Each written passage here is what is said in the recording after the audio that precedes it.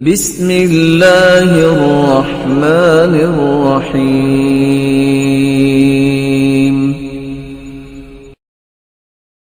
رسول اللہ صلی اللہ علیہ وآلہ وسلم کے صحابہ، پھر تابعین، پھر سلف صالحین تیاری کیسے کرتے؟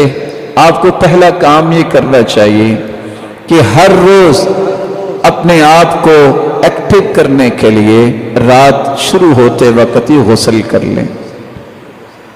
جیسا کہ ابن جریر بیان کرتے ہیں، كانوا يستحبون ان يغتسلوا كل ليلة، سلف صالحین ہر رات کو غسل کیا کرتے ہیں، اور ان میں سے ایسے بھی تھے جو صرف غسل نہ کرتے بلکہ خوشبو لگاتے، اس امید سے کہ اللہ کے نورانی اور مقدس فرشتوں نے آنا ہے تو ہمیں ایسی حالت میں ہونا چاہیے کہ ان کو کوئی تکلیف نہ ہو۔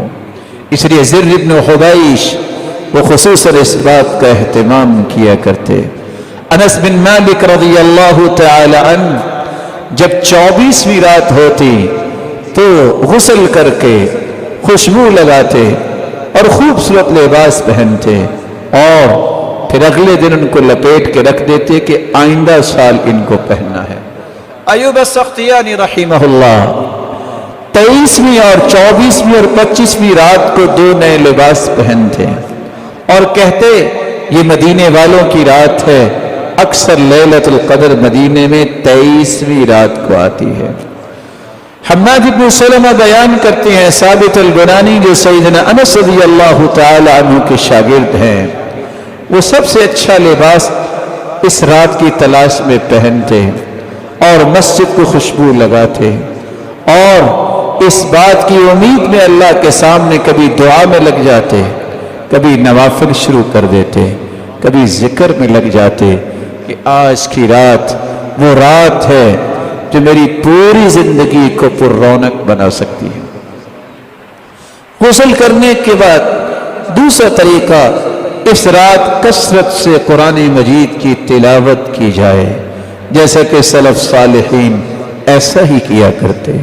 اور تیسرا کام، اس رات کو کثرت سے دعا کی جائے، اس لیے سفیان ثوری کہا کرتے تھے، الدعاء فی تلک اللیلہ احب الی من الصلاۃ، کہ اس رات کثرت سے دعا کرنا کثرت نوافل سے مجھے زیادہ اچھا لگتا ہے۔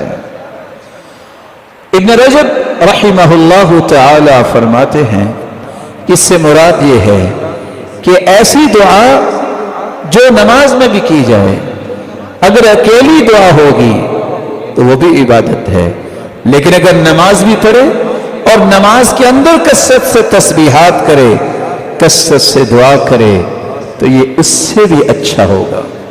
چوتھا کام، اس رات کے اندر جو قرآن، جو نماز پڑھے، غور کر کے پڑھے۔ اللہ کے رسول صلی اللہ علیہ وسلم کی پوری زندگی گزری، عشاء سے لے کر فجر تک آپ نے مسلسل قیام نہیں کیا۔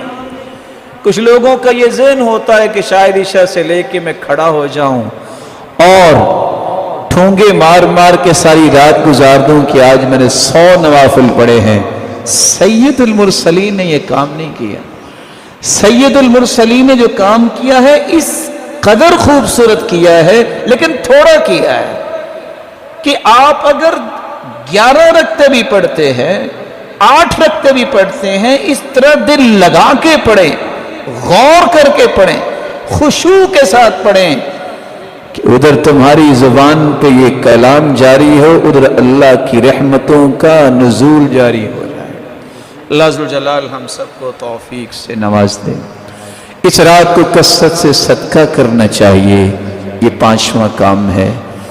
اللہ کے پیارے پیغمبر ویسے تو سخاوت کیا کرتے تھے، لیکن رمضان میں آپ کی سخاوت سارے سال سے زیادہ ہوتی، کریح المرسلہ، ایسے ہوتی جس طرح تند و تیز ہوائیں چلتی ہیں تو کوئی گھر باقی نہیں بچتا، ہر گھر تک وہ ہوا پہنچتی ہے، اس طرح آپ کی سخاوت ہر جگہ پہنچتی تھی۔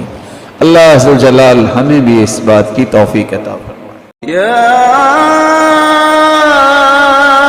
ایھا الانسان ما غرک بربك الكريم